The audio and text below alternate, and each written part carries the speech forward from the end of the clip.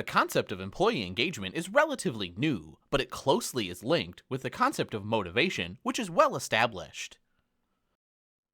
An engaged employee is one who is motivated and committed to achieving results that advance organizational goals and work group objectives in meaningful ways. A basic insight is that strategies that treat employees in a one-size-fits-all way, or that assume that all employees are similarly motivated, are apt to be ineffective. A bit more sophistication is needed. Motivation theories differ according to what's emphasized. While there's general agreement that motivation is about the drive or energy, an inner state that compels people to act with energy and persistence towards goals, the question is which factors affect this energy. Some theories focus on factors inherent to individuals, such as their basic needs for survival, achievement, appreciation and belonging, or development, as well as their energy level and mental state, like their energy to pursue different tasks. This needs perspective of motivation is associated with the work of Abraham Maslow, who developed a hierarchy of needs of basic drives around 1. Survival, 2. Safety, 3. Belonging, 4. Self-esteem, and 5. Self-actualization. Other theories examine components related to the external circumstances in which people find themselves, such as the effects of job goals, salary, work obstructions, supervision, and leadership, which also influence motivation. Human resource management is involved in shaping many of these areas, not only through compensation, but also through job design, and even through selection that addresses factors inherent to individuals. A key principle of motivation is that people are motivated to pursue their goals and satisfy their needs. VROOM'S expectancy theory of motivation is a general theory that encompasses a variety of factors.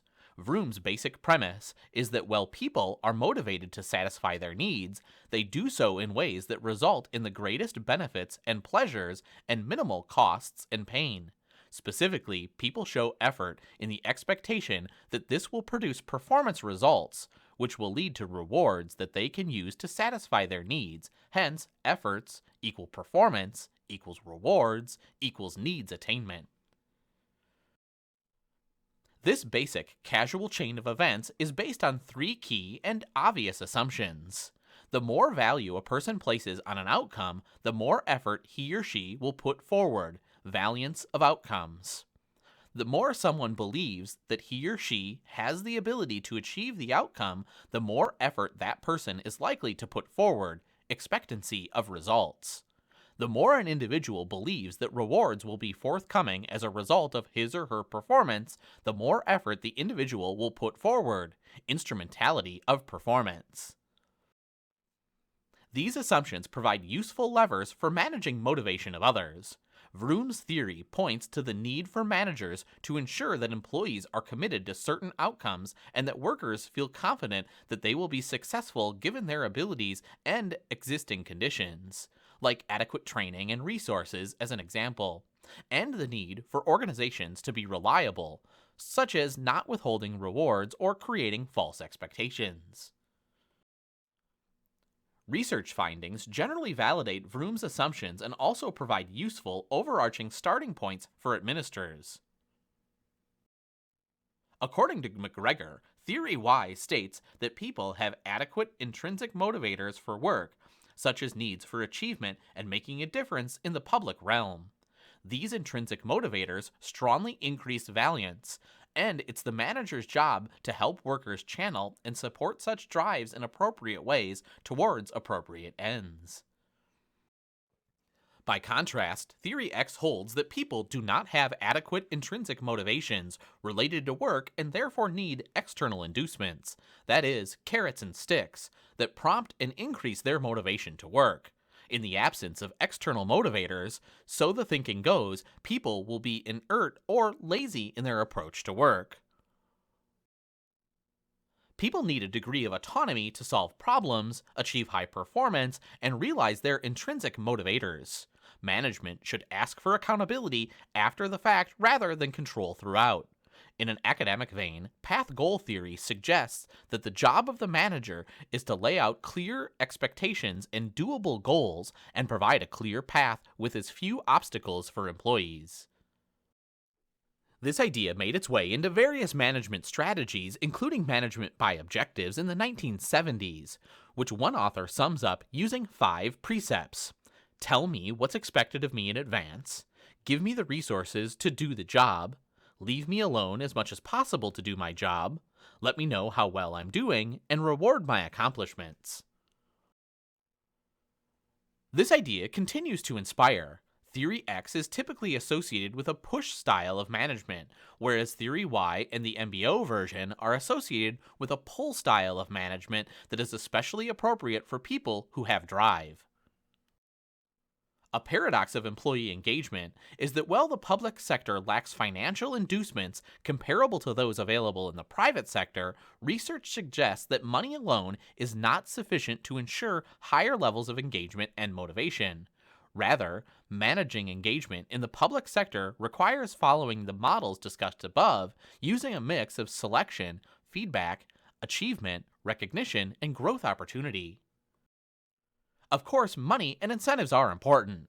Surely, it is difficult to attract good workers with below-market pay rates, and it's difficult to keep good workers if one cannot offer them advancement opportunities. All personnel, regardless of motivation, also need to be told what the limits are to their behavior. Rewards have their place, including non-financial inducements for performance, such as a conference travel or new office equipment, but a different and broader approach is also needed. In recent years, employers have recognized the importance of promoting an adequate level of creativity in jobs that require it. Some of the most creative and successful organizations give their workers self-directed hours in which their only task is to do something creative and different. If human resource management is about the development of policies for effective utilization of human resources in organizations, it should be doubly concerned with employee engagement, which is key to performance. Engaged workers are more committed, conscientious, and concerned with achieving outcomes, and they have less turnover too. Leaders, managers, and psychologists alike have often pondered how they can better harness and direct people's energy toward work objectives to increase workplace performance. Employee engagement is a concept that's relatively recent and is not yet well established in academia. Definitions of employee engagement typically emphasize individuals being psychologically present and applying themselves physically, cognitively, and emotionally when performing their organizational roles.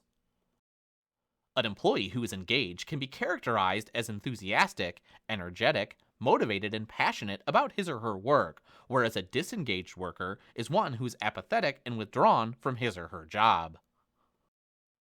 The concept of engagement builds strongly on motivation, which can be defined as the drive or energy that compels people to act with energy and persistence towards some goal. To say that someone has motivation is to say that that person has substantial energy and drive in pursuit of something. The concept of employee engagement bridges internal states of motivation with observable behaviors in the workplace. Employee engagement and motivation are central to the work of human resource management. First, the field cannot ignore the broad impacts that classification, compensation, promotion, training, and other policies have on employee engagement. Second, in a world of tightly constrained budgets and ever-growing demands, employee engagement is increasingly relevant to human resource management as an important strategy for improving productivity and performance. The idea of employee engagement became popularized through the work of GALLUP, which began to track engagement in the year 2000. A 2002 study reported that only 29% of U.S. employees were engaged in their jobs, while 55% were not engaged and 16% were actively disengaged. These numbers were widely reported and replicated. It matters that both employees and managers are committed and engaged at work. A recent Gallup study in 2013 also indicates that employee engagement is strongly associated with reduced turnover and absenteeism. These studies point to another very basic and essential truth. Employees vary greatly in their levels of engagement and motivation. Most supervisors are likely to have a mix, with some employees who are highly engaged, some who are actively disengaged, and most who are, well, somewhere in the middle. Managers need to use a diverse set of approaches along with individualized consideration. Gallup identifies three main strategies for improving employee engagement. First, selecting the right people. Second, developing employee strengths. And third, enhancing employees' well-being. Others offer much longer lists. No matter how the topic is approached, encouraging employee engagement requires the application of a broad toolkit and some one-on-one dialogue. We need managers who can bring out greater engagement and motivation in employees. What can be expected from human resource management? Improving employee engagement and motivation is a complex but not insurmountable challenge. The workplace climate for engagement consists of the opportunities employees have to be engaged at work, which, in part, are determined by the range of human resource management policies and practices. From a perspective of managers and their organizations, the elements listed here constitute a general climate for engagement. Motivation is furthered when individuals have the opportunity to meet their needs, and engagement is furthered when motivation is combined with opportunities for applying that motivation in the workplace. At-market compensation helps employees meet their basic needs for physical security and more. By giving employees a sense that they are receiving fair returns for their efforts, employers also further retention. Some employers also try to give their excellent staff above-market wages. People need appreciation, not only that expressed by compensation, but also appreciation shown through formal recognition and informal thank yous. Appraisal systems should provide sufficient appreciation and recognition, but in practice, they often fail to do so, and more is needed. Human resource management can help to encourage alternative forms of rewards and recognition. In some organizations, workers can make instant, on-the-spot awards to others in the forms of gift certificates, thus reducing delays by providing peer recognition. Workers also need to perceive that rewards are fairly distributed. Employees prefer to come to work to a congenial setting. While this may or may not be associated with increased motivation, an office that is perceived as hostile is a demotivator. Assignments that allow workers to make meaningful contributions to society are important. Most people who go to work for public and nonprofit organizations do so because they're motivated to make a difference in society. This is an essential part of public service motivation, and it reflects the fundamental achievement needed by many people in such organizations to have. Feedback is not only part of formal performance appraisal, the challenges of work require frequent assessment and adjustment. Feedback serves essential approval and improvement processes, and giving it in positive ways, even when the message is not positive, is part of a manager's job. Making the most of other people's strengths and the least of their weaknesses is a formula for managerial success. Many employees enjoy the experience of being deeply immersed in their work, and some have the need for growth and learning. The lack of meaningful work challenges is a demotivator for productive and creative people. Being in control is a source of motivation, as it allows people to tailor their job experiences in ways that affect their satisfaction. The lack of control reduces satisfaction in work. Minimizing the demotivating effect of rules and regulations is also important. The job of a manager is to make it possible for workers to accomplish their tasks, and that includes finding ways of meeting the requirements of rules and regulations or working around them when appropriate. The failure to get along with supervisors can be a source of serious stress and distraction that severely demotivates many employees. Traditionally, supervisory relations were thought to have more downsides than upsides, being sources of control, stress, and disappointment. The cost of supervisor-employee conflict can be high for organizations, and today's focus on employee engagement includes the recognition that supervisory relations are the key and need to emphasize support, encouragement, development feedback, and opportunity. Last but not least, selecting the right person for the job is key. It should no longer be enough that applicants are qualified for jobs. They must be well motivated, accomplished, and be able to get along with others in supportive and engaged ways. The selection of supervisors is especially important, as supervisors set the tone for engagement of their work groups. The conditions described here provide for a work environment in which many employees' needs can be met. The entire set of these practices and policies matter, and human resource management is concerned with ensuring that the entire range of these practices is fulfilled. One tool for increasing employee engagement and performance is the psychological contract. It builds on the famous management by objectives insight that involvement of workers in goal formation increases buy-in and mutual understanding many times over, whereas the original MBO efforts focused on formal and documented aspects of joint goal setting. On the other hand, psychological contracts are unwritten understandings about mutual needs, goals, expectations, and procedures. Such agreements go beyond employment contracts, which typically specify salary, benefits, modes of feedback, and working hours. It can be said that the psychological contract begin where formal employment contracts leave off.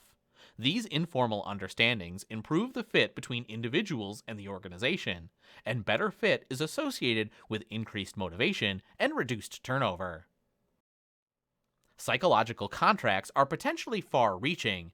Any issues is fair game, but they're usually limited to highly valued concerns. Topics can include the amount and nature of work schedules, growth opportunities, responsibilities and performance objectives, the frequency and nature of managerial feedback, preferred work styles, behaviors that are bothersome, job security, possible rewards, workplace autonomy, support in dealing with child care responsibilities, and so forth. Psychological contracts increase engagement by allowing managers to better understand the needs of individual employees, by helping to provide rewards and conditions that address individual needs, and by ensuring clarity about expectations. Psychological contracts are relatively new in terms of their use as a tool. They can be used at any level of an organization involving employees in the very highest to the very lowest levels of positions. A decade ago, a survey of senior local government managers found that 57.3% of them established psychological contracts with employees, but only about a fifth of these, 20.7%, said that they fully employed the practices described here. Some administrators referred to psychological contracts as informal agreements or mutual understandings. The study also found that the use of psychological contracts was associated with encouraging employees to take up new challenges and promoting a productive organizational culture. Managers can readily establish psychological contracts with subordinates. While it is easier for a manager to initiate a psychological contract with a subordinate than for a subordinate to take the lead, sometimes subordinates can initiate such dialogues with their supervisors or their coworkers. Psychological contracts are also easily established within the first few weeks of employment before routine patterns of communication set in. Several factors make psychological contracts effective as a tool for engagement. First, they help bring light to workers' goals or the needs that motivate them. Second, they allow managers to clarify workers' aims and evaluate the extent to which those needs can be met. Third, they are perceived as a fair balance between what workers want and what workers are expected to give. And fourth, they have the mechanisms for following up, ensuring that an agreement is put into work and addressing changes as they occur. A psychological contract assumes that people can have a rational dialogue and are susceptible to reason. Making a psychological contract is especially, but not only, useful when people begin a new employment relationship. At the point where there's considerable uncertainty, and interaction and communication patterns are still fluid and subject to change. Agreements can also be made among group members or between group and a group leader. This can be accomplished through a discussion about what the group wants to get or do, and what the group is willing to give or give up to get the members what they want. The understandings are then written down, distributed, and reviewed a few weeks later. The later review demonstrates commitment to the contract and allows for dealing with whatever may have come up in the meantime. Establishing psychological contracts is an approach that helps get agreement and alignment among group members and hence helps motivate workers. Feedback is an evaluative information given to employees about their performance or behavior, the purpose of which is to influence future performance or behavior. It is increasingly being recognized as an important element in the promotion of employee engagement. Employees should receive feedback frequently and consistently in a timely and positive way. Effectiveness is lost when feedback is given sporadically, is far removed from the moment of performance, or is presented in less than constructive ways. A common error that managers make is to assume that workers are receiving feedback, such as through others, when in fact they may not be. The strategy for feedback is straightforward. Managers should take care to do the following: provide balanced assessments of employee performance, emphasize the objective nature of service outcomes, establish their commitment to helping subordinates achieve positive results, and work collaboratively with employees to develop strategies for improving performance. Further, help employees develop the perspective that they have the power to affect conditions for success, agree with employees on timetables for monitoring improvement, provide employees with strategies for obtaining support and feedback, and offer employees future rewards for improvement. People are still less skilled in giving feedback than they think they are. People who need little feedback think that others are just like them, so they give little feedback too. Some managers give feedback a bit too directly, perhaps with little social tact. It's therefore most helpful for supervisors to receive periodic feedback from subordinates, something some organizations now require. Finally, individualized approaches also exist in dealing with unsatisfactory performance. There are instances in which feedback cannot wait until the next formal performance appraisal. Sometimes performance is poor and needs to be corrected quickly. The nature of underlying problems can be highly diverse. A person might be in the wrong position and unable to get the work done well. Perhaps the supervisor or organization would do best to find another job for that person. What is a manager to do when feedback based on rational discourse and a spirit of cooperation does not produce the desired result? Limits to the rational discourse must be acknowledged. The point of further interaction is to minimize the impact of unsatisfactory behaviors. The basic strategy for dealing with difficult people is to arrest patterns of interaction with the difficult person through avoidance, setting boundaries, and confronting each difficult behavior in appropriate and controlling ways. Addressing employee motivation sometimes means dealing with the darker side of human motives.